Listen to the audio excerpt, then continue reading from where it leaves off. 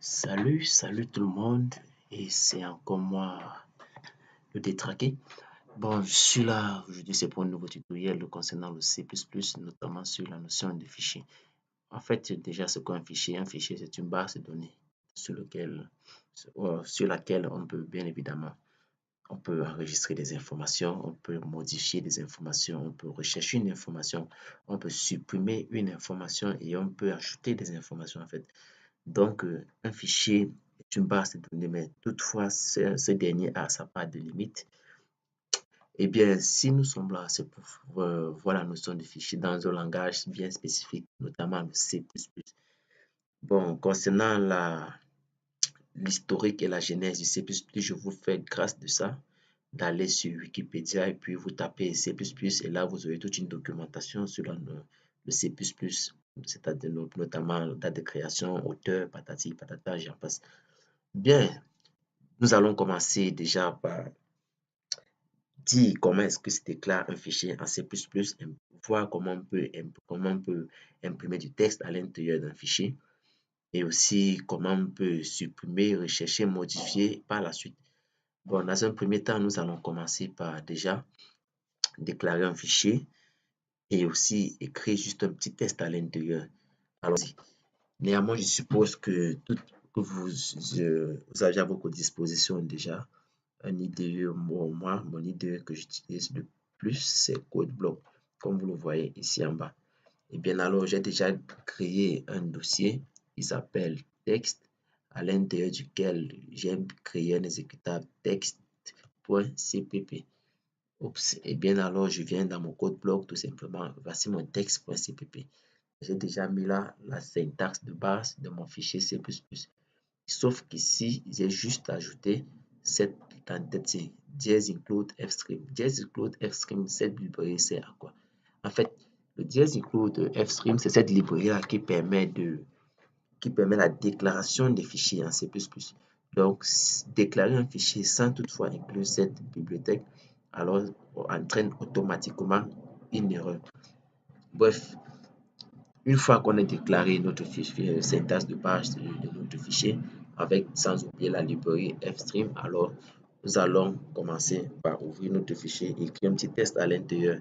Il est à noter ici que euh, ouvrir un fichier c'est vague, mais il faut ouvrir un fichier de quelle manière en fait.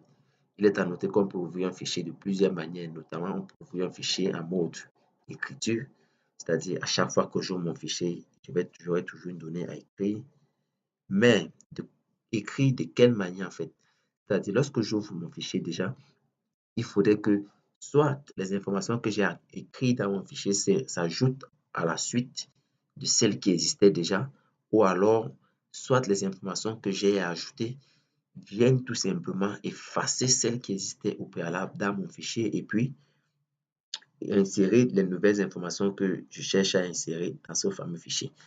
Et bien alors, et concernant ces différents modes qui permettent la gestion de ces modes d'écriture dans le fichier, nous avons ici la petite fonction app, append mode ou encore qui signifie, bon, app oui, qui nous permet déjà de écrire à la suite de notre fichier, c'est-à-dire à chaque fois qu'il vient, il trouve du texte. Alors, qu'est-ce qu'il fait? Il écrit tout simplement du texte à la suite. À chaque fois qu'on ajoute les informations, il ajoute à la suite du fichier. Et par la suite, nous avions aussi la méthode de la petite fonction trunc, T-U-R. Cette fonction s'écrit comme ceci, trunc. C'est-à-dire, c'est cette fonction-là qui, elle, lorsque j'ouvre un fichier en mode écriture, que je mets ce mode-là, alors qu'est-ce qui se passe? Imaginons un seul instant que dans ce fichier, on avait tout ce test ici. Oui, qu'on avait tout ce test ici. Et que lorsque j'ouvrais mon fichier, j'écrivais juste bonjour les zéros, un exemple. Alors, que devrait se passer? Alors, ce qui doit se passer, c'est quoi? C'est que le mode trunc, voici, qu'est-ce qu'il fera? Il viendra tout simplement ici effacer tout ce qui se trouve dans ce fichier afin de venir écrire, bon, dans ce fameux fichier, bonjour les zéros. Et là, il met ça comme ça. Alors, c'est tout ce qu'on devrait avoir lorsqu'on devrait ouvrir notre fichier avec la méthode append. Bien, trop parler de ces maladies. J'espère néanmoins qu'on a pu cerner ces petites différences qui existent entre la méthode Trunk que voici et la méthode APP que voici.